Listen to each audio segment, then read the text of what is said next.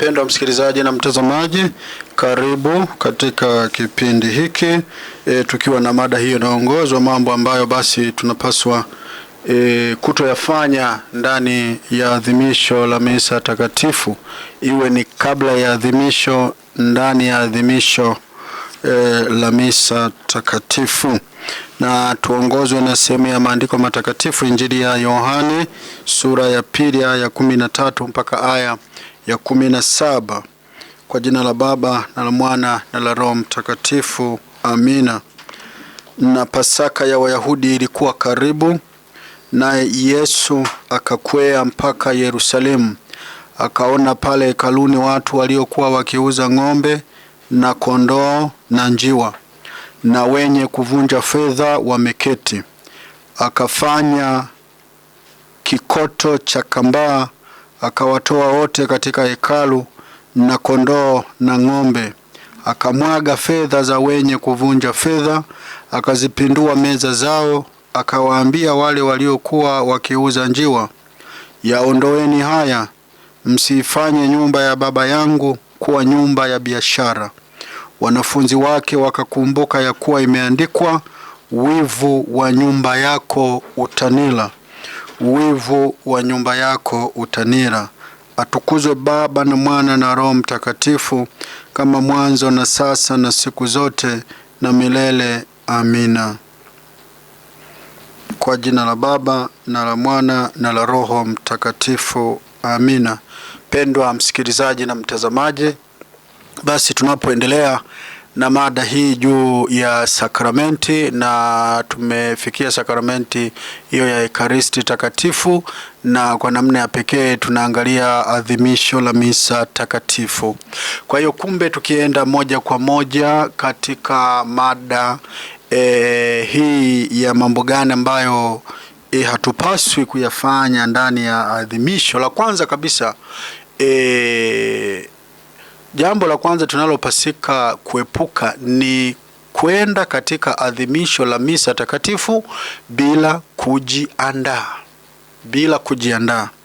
Ukisoma Injili ya Luka, Injili ya Luka sura ya 14, Injili ya Luka sura ya 14, utaona wazi kabisa kwamba sura ya 22, utaona wazi kabisa kwamba Bwana wetu Yesu Kristo anawatuma mitume wake Yohane pamoja na Petro. Anapowatuma anawaelekeza nini cha kufanya au cha kuandaa.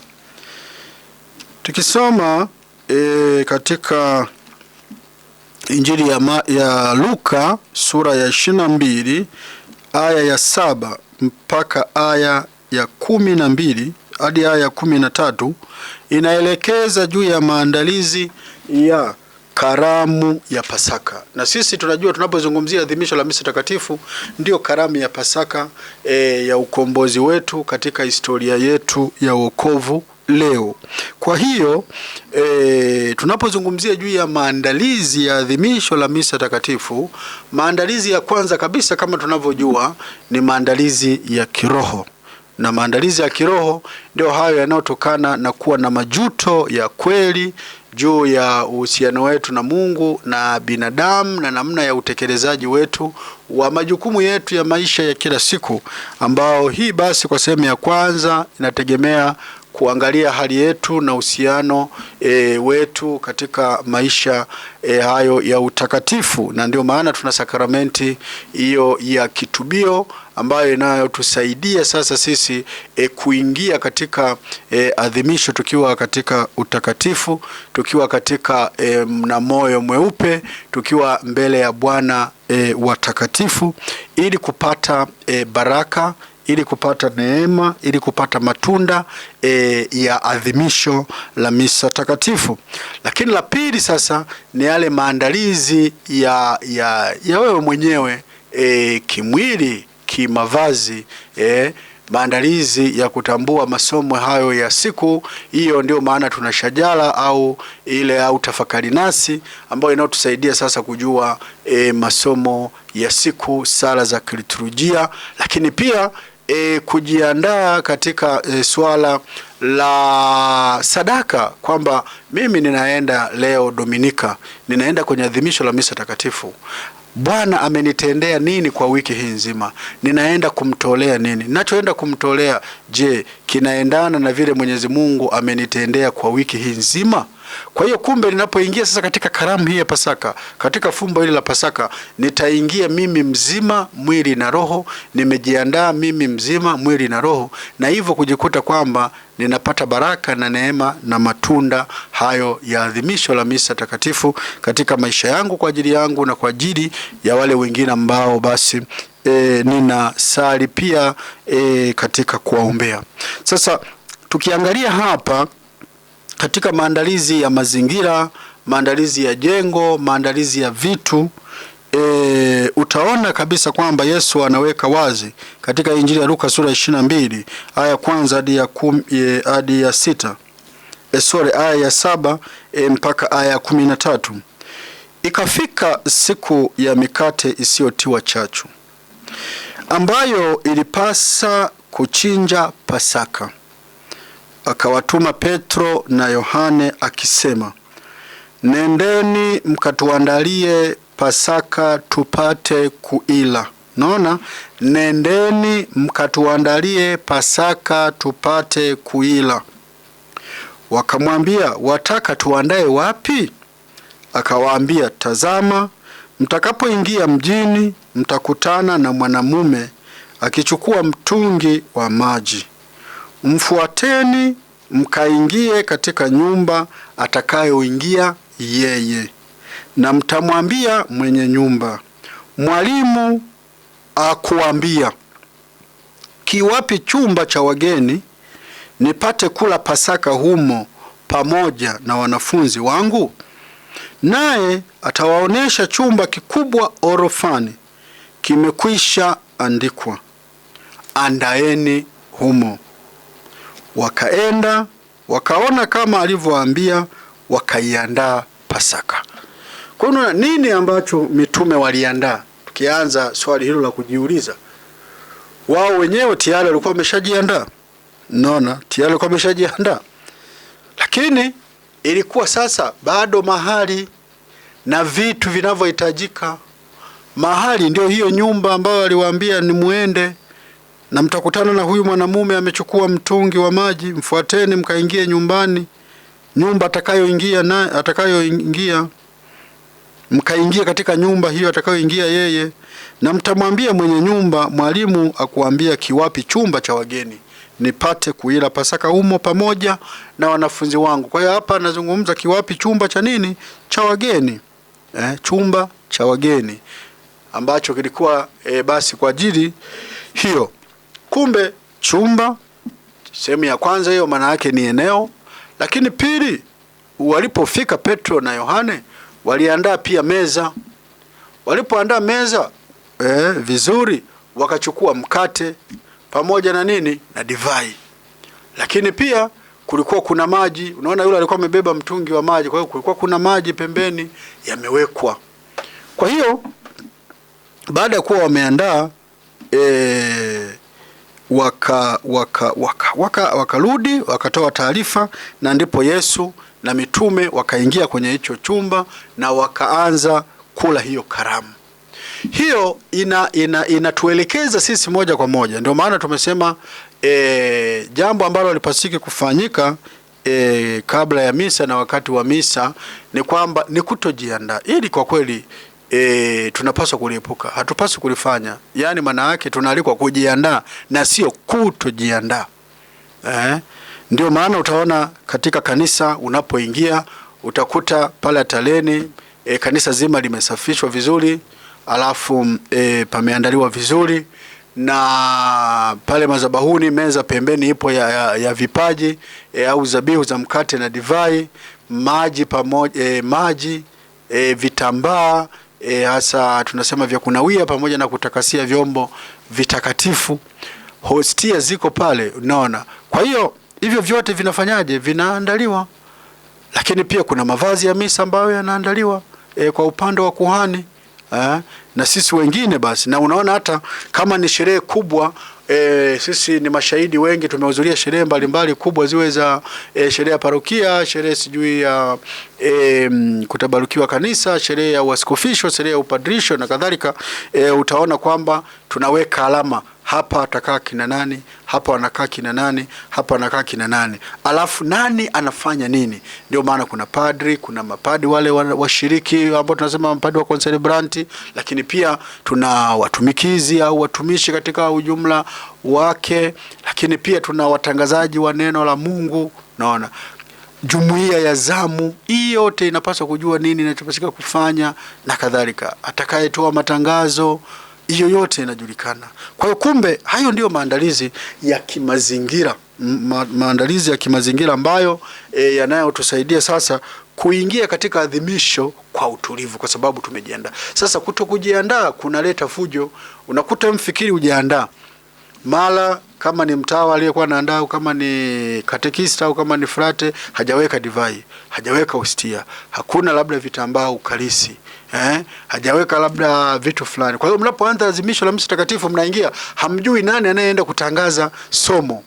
Sasa mwisho wa siku mnaanza kuangaliana tu. Kwa hiyo anasimama tu sasa, yeyote tu ambaye anaenda kutangaza hajui labda somo anayopaswa kulitangaza ni lipi, na hivyo anafika anasoma somo labda tofauti. Mara padri amesimama huku anaenda kumwambia sio hilo, au mwingine anayefahamu anaenda kumwambia sio hilo. Tayari inakuwa ni vurugu, na inakuwa tunaonyesha kabisa kwamba hatujaheshimu adhimisho, hatujamheshimu Mungu, hatujaheshimu sadaka hii ya ukombozi wetu, na sisi wenyewe tunakuwa ni kama vile hatuelewi umuhimu na umaana wa adhimisho la misa takatifu, kwa sababu misa takatifu inahitajika kuwa ni ya utulivu, inahitajika kuwa ya heshima, ya adabu na utii. Inahitajika kila mmoja ajue anapaswa kufanya nini. Kwa hiyo hili ni eneo la kwanza la maandalizi kabisa ya kabla ya adhimisho la misa takatifu.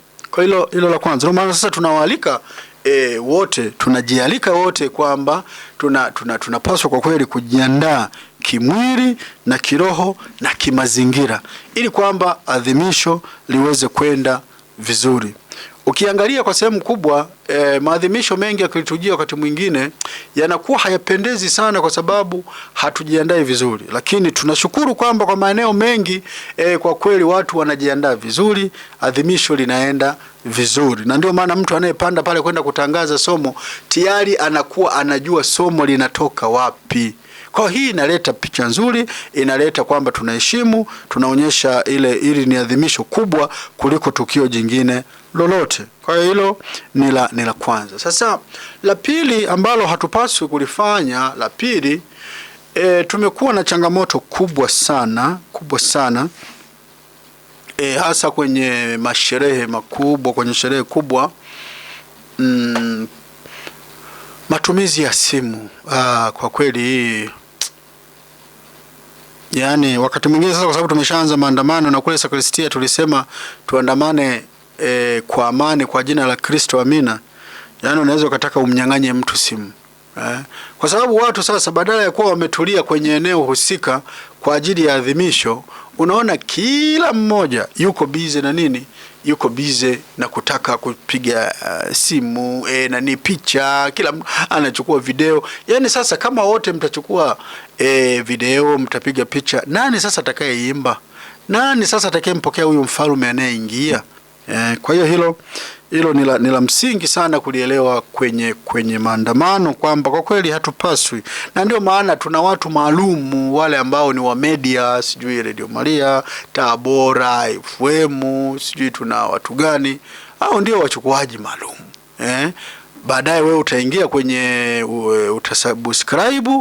Ukisha subscribe basi utapata yote matukio ambayo unayoyahitaji, na picha unazozihitaji utaenda kwenye Facebook kule, utadownload hizo picha, utachukua na kadhalika.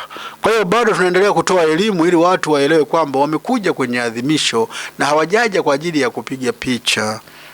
Kwa sababu tukumbuke kwamba vurugu yoyote ndani ya adhimisho inafanana na yale makelele yaliyofanywa Yesu tangu kule Getsemani, na akapelekwa kwa wazee na wakuu wa mabaraza, baadaye Kayafa, baadaye Herode, baadaye Pilato. Yale makelele yote na madhihaka ndio sisi tunaoyafanya pale ambapo tunapokuwa tunafanya kitu ambacho hakitakiwi kufanyika ndani ya nini, ya adhimisho la misa takatifu.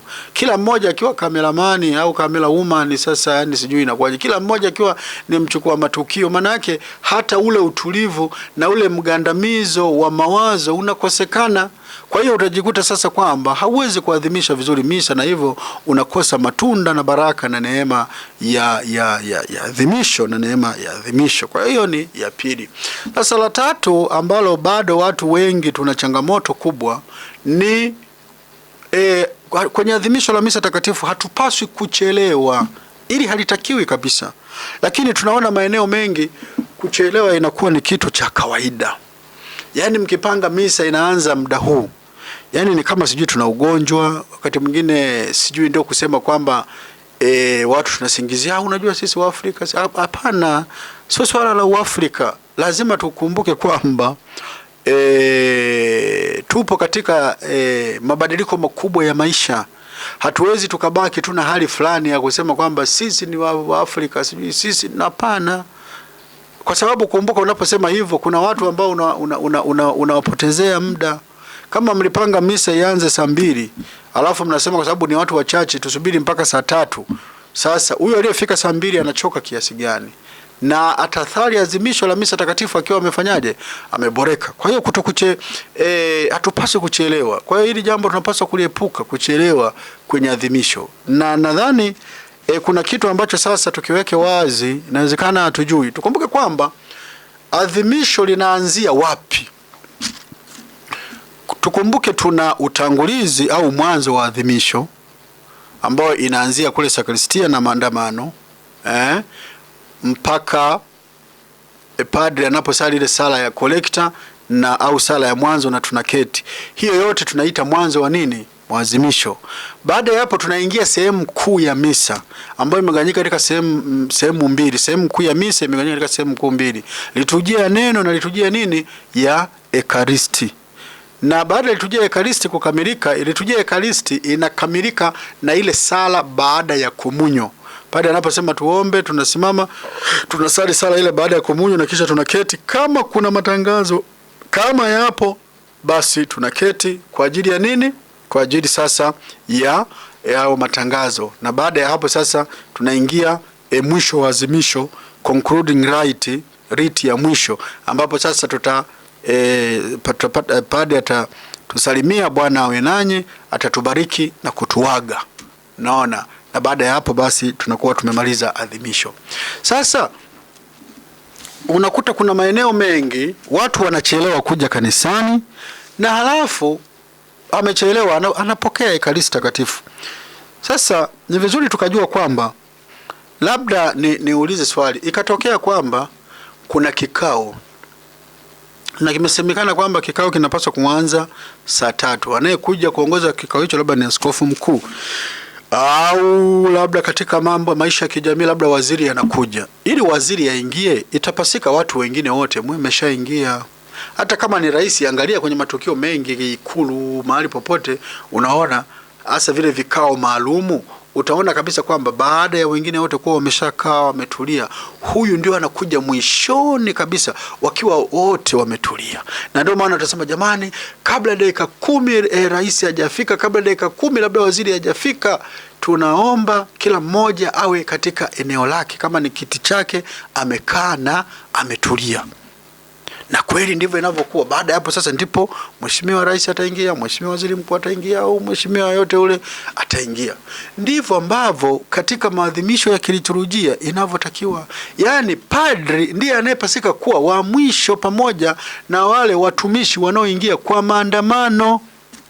Sasa sisi unaweza kushangaa padri unaingia na wengine wanakufuata nyuma mgongoni huko, au wakati mwingine mnapishana nao pale mlangoni, mnabana nao kwenye korido.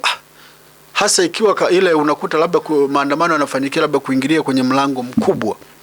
Sasa hii haitakiwi, naona. Na ni vizuri ujue ukichelewa adhimisho la misa takatifu haupasi kupokea Ekaristi takatifu, kwa sababu hivi vyote vinaendana pamoja. Adhimisho linatengenezwa na maandalizi nimesema ya kimwili na kiroho, na maandalizi ya kimazingira maandalizi ya kimwili, maandalizi ya kimavazi, maandalizi ya kila kitu, ili kwamba unapofika ufike katika utulivu wa kweli, amani ya kweli, ukaweze kuadhimisha katika hali hiyo ya baraka na neema. Sasa wewe unaingia yani, kwa kweli utafikiri unaenda tu kwenye ukumbi fulani, uwai usiwai hamna shida. Hapana, tujifunze kuto kuchelewa. Tujifunze kuto kuchelewa kwenye adhimisho la misa takatifu. Tujifunze kuto kuchelewa. Tujifunze kuto kuchelewa. Ndio maana kuna muda saa 2, labda saa 12:30 au saa 12:45 misa ya kwanza. Kwa tayari unajua muda. Misa ya pili labda inaanza saa 3 kamili. Basi iwe ni saa 3. Sasa kuchelewa kuanza misa, hilo ni swala jingine, kutokana labda na vitu ambavyo vimekuwemo vikifanyika ndani ya nini, ya adhimisho. Labda kumekuwa na kitu fulani, labda sijui matangazo au sijui vitu gani ambapo yamerefusha muda. Hilo ni swala jingine, lakini at least au angalau tujue kwamba tunahitajika kuto kuchelewa, ili tuanze wote pamoja. Kama vile ambavyo huwa nawaambia watu, wakati mwingine tunatoa visingizio vya ajabu ajabu. Hebu fikiri unasafiri, unaenda mahali fulani, na unajua kabisa na pale kwenye tiketi mara nyingi tunaambiwa kama unasafiri asubuhi saa 12, umeandikiwa kabisa pale reporting time ni saa 11:30. Kama utasafiri sijui jioni saa 2 usiku, utaambiwa reporting time ni saa 1. Yaani maana yake ni kwamba kila muda unapoanza kufanyika tukio, maana yake nusu saa kabla mtu anatakiwa awepo. Umechelewa sana, basi dakika 15 hizo, dakika 10, lakini at least kabla ya kuanza tukio wote tupo. Lakini sio kuwa na yale mazoea ya kuchelewa na kuona ni kitu cha kawaida. Na ndio maana ya kuwa na muda, na ndio maana ya kuelimika pia. Kuelimika maana yake ni kuweza kuwa na uwezo wa kumudu mazingira. Kumudu mazingira ni nini? Ni kuishi katika utaratibu unaohitajika. Ni kuishi vile inavyopasika, na kutimiza wajibu wako vizuri. Muda huu nafanya hiki, muda huu nafanya hiki, muda huu ni hiki, muda hiki jambo hili linatakiwa, muda huu kuna hili, muda huu kuna hili, muda huu kuna hili, muda huu kuna hili. Yaani huwezi tu kuishi tu bila kuwa na utaratibu. Hapana, tumeumbwa kwa utaratibu. Hata ukiangalia mwili mzima ulivyo, mwili upo na utaratibu. Ndio maana mwili una mfumo. Ndio maana mwanadamu mzima anaitwa ni mfumo. Mfumo wa mwili. Ndio maana utakuta sasa katika mfumo huo kuna mfumo mmoja mmoja, mfumo wa mmeng'enyaji wa chakula, mfumo wa usafirishaji sijui taka, mfumo wa usafirishaji, mfumo wa taka, mfumo sijui wa nini, mfumo sijui wa nini, mfumo wa nini. Hiyo mifumo 7 ambayo ipo ndani ya mwili. Kila mmoja ina nafasi yake na sehemu yake. Inafanya kazi kwenye huu mwili mmoja. Kwa hiyo tukishazoea hivyo, maana yake itatusaidia kutokuvuruga maadhimisho. Hata wewe mwenyewe kuwa nusu, kuepuka kuwa nusu katika matukio. Hujasikiliza utangulizi, ulikuwa unasema nini? Nia za misa zilikuwa zinahusu nini? Sala ya mwanzo hujasikia, unafika tu unaingia, alafu bado unasimama unaenda kupokea. Hapana, haitakiwi. Kwa hiyo ni sehemu ya 3 ambayo tunapasika kuwa nao. Jambo jingine ambalo hatupasiki kulifanya ndani ya adhimisho sasa ni pale ambapo kundi moja ambalo halina ruhusa maalumu kuwa labda limesimama au linafanya tukio fulani. Ndio maana mtaona sasa hivi tumeshatoa elimu vya kutosha kwamba wale wanaotuongoza katika kuimba, kuna wakati gani ni wakati wa kuketi, wakati gani ni wakati wa kusimama, na wakati gani ni wakati wa kupiga magoti, ili siwepo kundi fulani basi lenyewe limesimama, sijui wakati fulani nafanya hivi. Isipokuwa tu tumesema kundi maalumu au watu maalumu ambao wanafanya matukio fulani. Unakuta watoto wanapocheza, unakuta padri katika nafasi yake ya kuazimisha atajikuta yeye yupo anatimiza wajibu huo wa kutolea sadaka kwa namna ya pekee. Kwa hiyo katika maeneo hayo ndio inaruhusiwa au watumikizi, watumishi, naona. Lakini yale mengine maeneo yote ambayo katika ujumla wake tunatakiwa tuketi, tupige magoti. Au sio kwamba tupo kwenye adhimisho au kwenye sherehe eti kwa sababu wewe wimbo na imbo pale umekugusa sana ndio unatoka huko kwenye benchi ulikokuwa umekaa unaanza na kupiga vigelegele na kucheza sijui na nini. Unatuvuruga kabisa. Hapo sio kwenye tamasha au mahali fulani tunatumbuiza, hapana. Ni adhimisho la misa takatifu ambalo tunatakiwa kuwa tumetulia. Isipokuwa kama tuna muondoko fulani hivi ambao basi unakuwepo wanakwaya wanapo uongoza, basi tunaweza tukaufuatilizia. Lakini muondoko ambao kama ni tumeketi, kama tumesimama wote. Yaani siwepo kundi fulani limefanya hivi, mtu fulani anafanya hivi, tayari tunavuruga, kwa sababu mgandamizo wa mawazo yetu unaelekea daima kwenye adhimisho ambalo lipo na senta yake au na kiini chake ni altare, pamoja na huyu padre ambaye ndiye mwazimishaji mkuu. Kwa hiyo hilo ni jambo la msingi. Jingine ni kuepuka kufuatilia masomo kwenye tafakari nasi au kwenye Biblia. Kuna watu wamekuwa wakifundisha vitu vya ajabu ambavyo havipo katika kanisa Katoliki. Hivyo vipo kwenye madhehebu mengine, kwa sababu wao wana ibada ya neno la Mungu, na ibada ya neno la Mungu kwao ni sehemu ya mafundisho kama vile katekesi.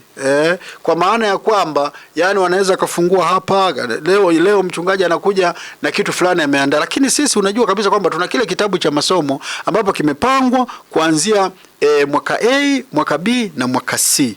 Alafu tuna katikati ya wiki tuna mwaka wa kwanza au na mwaka wa pili. Kwa hiyo masomo yamepangika hivyo. Kwa hiyo kwenye misa hatuendi kwa ajili ya kujifunza Biblia.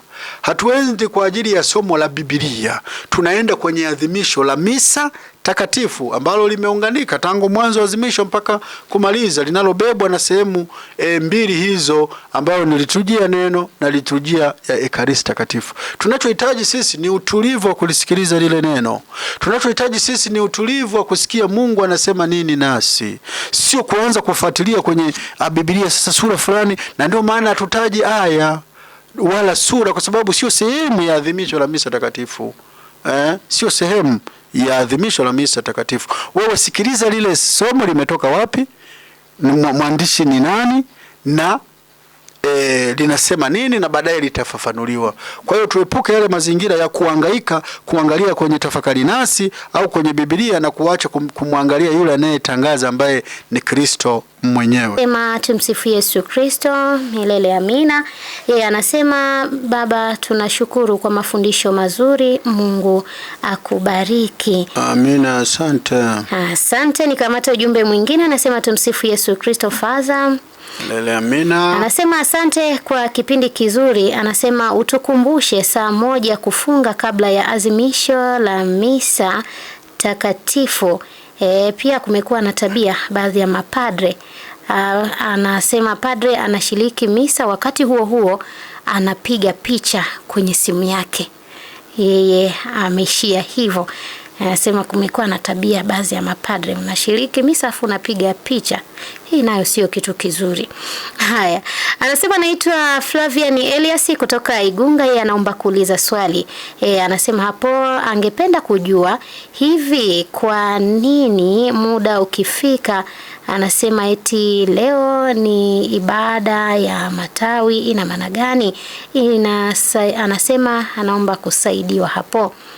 Yeye anataka kufahamu, nadhani ni kwamba kwa nini katika kanisa Katoliki kunakuwa na matukio mbalimbali, kuna misa tofauti.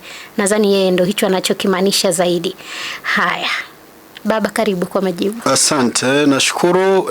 Kwanza nawashukuru nyote ambao mnaendelea kutusikiliza na kufuatilia mkipata neema na baraka ya mafundisho haya. Kwanza nimshukuru yule mtangazaji, tuseme aliyetushirikisha wa kwanza, amechangia akisema juu ya saa 1 kufunga kabla ya adhimisho la misa. Asante sana. ndio sehemu hiyo ya maandalizi sasa ya kimwili pia, kwamba mwili sasa uwe katika hali tupu. Mwili uwe katika hali tupu, kwa maana ya kwamba unaenda kukutana na huyu mtakatifu wa watakatifu au utakatifu wenyewe ambayo ni Bwana wetu Yesu Kristo. Kwa hiyo unapompokea katika maumbo ya mkate, basi tuwe katika hali fulani, kufikiri kwamba umeshiba kweli, yani chakula, yani hata kukaa tu unakuwa unaona shida labda. Au umekunywa chai, yani hapo labda umepata mandazi, sijui chapati au sijui vitumbua au miogo, yani unajikuta hata ukipiga mwayo hivi, yani unatoa mwayo wa nani tu, wa viazi yani. Alafu fikiria wakati huo sasa labda umekula pia makande, naona. Sasa wakati huo unaona unafika hadi wakati wa kukomunika, hata ule umeng'enyaji wenyewe wa chakula, yani hata hujafanyika vile inavyopasika. Sasa tayari kile kitakatifu unachoenda kukila kinakutana sasa, na hatumaanishi kwamba kisikutane na kwa sababu lazima tu inaenda moja kwa moja kwenye tumbo, ni kweli, lakini sasa kuwa kile chakula kimejaa tumboni haipendezi. Lazima tuachie hiyo nafasi ya utulivu, na wewe mwili wako uwe na utulivu, kwa sababu pia kufunga tunaposema saa moja kabla, kwa maana kwamba uweze kufanya calculation ya kinywa, kifungua kinywa. Kwa mfano kwa wale wanaoenda misa labda ya pili au labda ya tatu, fikiri labda unakunywa chai saa 2 na misa inaanza labda saa 4. Hiyo haina shida. Unakunywa chai saa 2, misa inaanza saa 3, na inategemea na aina ya chai ya kifungua kinywa chenyewe. Kuna watu wanakunywa kifungua kinywa kama vile ndio yupo tunasema katika zile taratibu za kula kwamba asubuhi ule kama mwana mfalme, alafu mchana ule kama mfalme, alafu jioni ule kama maskini. Hiyo tunazungumzia kwenye wataalamu hawa wa mambo ya afya, ili kuweka mwili vizuri. Na ndio maana hata usiku unaambiwa usishibe sana, yani kidogo tu, kwa sababu unatakiwa kama saa karibia 14 12 tumbo likiwa tupu, ili afya iweze kujitengeneza vizuri. Kwa hiyo hivyo katika maisha ya utakatifu haya ni vizuri hilo ambalo mchangiaji ameweza kutushirikisha na kutukumbusha, basi tuweze pia kukumbuka hilo, kuepuka kushindilia chakula ule kidogo tu, ambapo unahakika kabisa hadi saa 1 ikafike mpaka kipindi kile cha kukuminika, basi hiki chakula kitakuwa kimesha mmeng'enywa. Lakini pia 3 inakusaidia pia kuepuka wakati mwingine kama unaweza usinywe tu chai, ili kuepuka kutoka. Unakuta kuna wengine anatoka nje eti yupo ndani ya azimisho, alafu natoka kwenda kujisaidia. Yaani mfikiri hiyo hali hiyo, kwamba upo ndani ya azimisho unatoka kwenda kujisaidia. Inakaaje hiyo? Yani mfikiria. Ndio maana tuepuke hayo, ili sasa kubaki katika adhimisho mwanzo mwisho. Itokee tu kama mtu labda ana shida ya kiafya na nini, hilo swala jingine linaeleweka kabisa kibinadamu na linaeleweka kimungu. Kwa hiyo hilo ni la kwanza. Lakini sasa la pili ni huyu mchangiaji wa pili ambaye kwenye kuzungumzia juu ya swala la simu. Ni kweli, naomba nikiri kabisa, wala siwezi kuwatetea mapadri. Wapo kabisa, wapo ambapo asilimia kubwa wameshasisitizwa hilo na tushalisema, lakini pia hata Baba Mtakatifu Francis ameeleza sana matumizi ya simu. Simu haitakiwi kutumika ndani ya adhimisho. Sasa kwa sababu zimewekewa kamera, ndio tatizo hilo. Labda watengenezaji wa simu wasingeweka kamera, na amna ingekuwa ambaye anabeba simu yake, kwamba wewe tena tukichukulia sasa kati ya upigaji kutumia simu kwa kupiga picha kati ya padri na mlei pamoja labda na mtawa, padri anakosa kubwa zaidi, kwa sababu kumbuka kwamba tayari yeye huyu padri ameshavaa mavazi ya misa na yupo katika kutolea sadaka ya misa kwa namna ya pekee. Sasa leo unakuta huyu ndiye, mfikiri Yesu yuko pale msalabani, Yesu tangu kwenye karamu ya mwisho, Yesu Getsemani, Yesu mbele ya liwali Ponsio Pilato, Herode, Kayafa, Yesu msalabani. Hivi ni muda gani huyu Yesu atakuwa yuko bize na mambo ambayo hayahusiani na tukio la sadaka kwa ajili ya ukombozi wetu. Hamna. Kwa hiyo wakati ule tunapokuwa kwenye adhimisho la misa takatifu, concentration, mgandamizo wetu, maelekeo yetu ni hapo. Kwa hiyo unapochukua simu ni sawasawa na kadiri ya Mtakatifu Padre Pio anasema tunafanana na shetani aliyewatumia wale watu kumzihaki Yesu, kumpigia makelele, na ndio maana hairuhusiwi kupiga hata makofi. Sasa kama makofi tu haturuhusiwi kwa sababu tu ni kama dhihaka tu. Na Baba Mtakatifu Pio wa 12 na Pio wa 9 anasema kwamba haifai mtumwa apigiwe makofi mbele ya bwana wake. Sasa ndio maana turuhusu kupiga makofi. Yaani makofi yaje tu kama yule mwanamke aliyesema Yesu alipokuwa anahubiri katika ile Injili ya Luka sura ya 11:27 na 28 kwamba heri tumbo lililokuzaa na matiti uliofanyaje, ulionyonya. Aliibuka tu baada ya kumuona Yesu anavyohubiri, anavyofundisha, akasema huyu kweli amefundwa. Kwa hiyo itokee kwa namna hiyo, lakini isiwe utaratibu wa namna hiyo. Kwa hiyo kumbe kwa mapadri ni kosa kubwa, tena ni dhambi kubwa mno. Yani ni kuto kuthamini tukio la misa na kuacha na kuanza kuchukua video au kupiga picha kwa watu. Ni kosa kubwa sana. Kwa hiyo asante kwa kutukumbusha hilo. Ni kweli kabisa, asante kwa kuliona. Ni jambo baya kabisa, baya kabisa, baya kabisa. Asante. Ni kamata ujumbe mwingine wa msikilizaji, anasema tumsifu Yesu Kristo milele amina. Anaitwa Zelpa George wa Igunga Kamando. Anasema Wakatoliki hatujajitambua kabisa kuhusu swala la utulivu kanisani. Asante Padre kwa mafundisho haya, huenda tutajifunza kupitia neno la Mungu. Anasema na Mungu atutie imani thabiti na utulivu wakati wa ibada takatifu. Haya, asante. Ujumbe wake umeishia hivyo. Huyo anasema jamani, katika maisha tuombeane mema, maana kuna watu wanawaombea wengine maisha mabaya. Mungu ashushe pigo takatifu. Anasema amina. Mchana mwema. Asante wewe unayetufundisha baba yetu. Haya, asante, ni pongezi. Huyu anasema jamani, alikuwa anaomba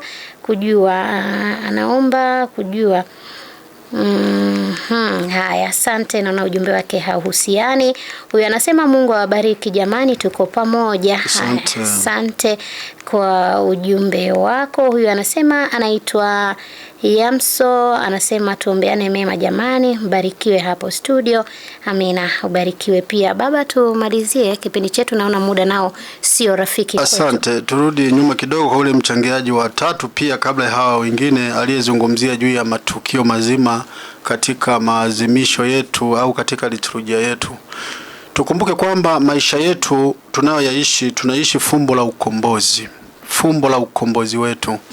Na fumbo la ukombozi wetu linajikita katika kiini kipi? Kiini cha mateso, kifo na ufufuko. Hili ndio fumbo la ukombozi ambalo ndio kiini cha maisha yetu: mateso, kifo na ufufuko. Sasa ili fumbo limejikita katika matukio. Unaona sasa, ili fumbo limejikita katika matukio mbalimbali: kuzaliwa Yesu, kwanza kutabiriwa kwake, ndio maana tuna kipindi cha Majilio, alafu kuzaliwa Yesu, ndio maana tuna kipindi cha Noeli, alafu tuna kipindi cha kawaida cha mwanzo cha maisha ya Yesu Kristo, alafu tuna kipindi cha Kwaresima, kipindi ambacho kinatukumbusha ubaya wa dhambi na namna tunavyopaswa kuunganika na huyu Yesu Kristo aliyekuja kutukomboa, tukiwa na lengo moja tu la kuja kuishi maisha ya furaha, maisha ya fufuko mbinguni, ambapo ndio tunaingia kipindi cha Pasaka.